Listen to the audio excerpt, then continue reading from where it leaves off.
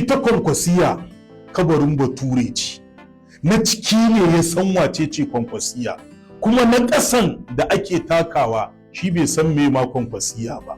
Abin da ya ban mamaki har na shigo, saboda mun tsaya muna kallon gwamnati da duk shirman da take yi, saboda akwai lokacin da za mu fito. To wannan fitar injiniya Sagir Koki, Malam Dan Ile, duk ɗan Kwankwasiyya tun daga kan Madugu zuwa ƙasa, duk wanda ya ce ma yana murna da fitarsa ko ya ji daɗi ko waye Sagir Koki, ka ce ma ni na ce ƙarya yake. Duk ɗan Kwankwasiyyar da ya ce ma wai yayi murna da fitar kawu, ka ce ƙarya yake. Kawu ya wuce wanda za a raina a siyasa. Ai su kawu su Maila, su Kabiru Alasan, su Kofa, su Alima Dakin Gini, su Sagir Koki, su suka tura motar. Da suka tura sai aka ce mutum ɗaya ne zai sha daɗin motar.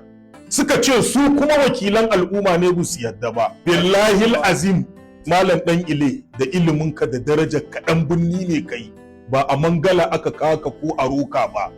Mun san abin da muke, lokacin da muka dinga barin nan saboda zaƙin gwamnati, muka dinga bari ana cewa su je in mata gaida Aisha waye ana gaya musu.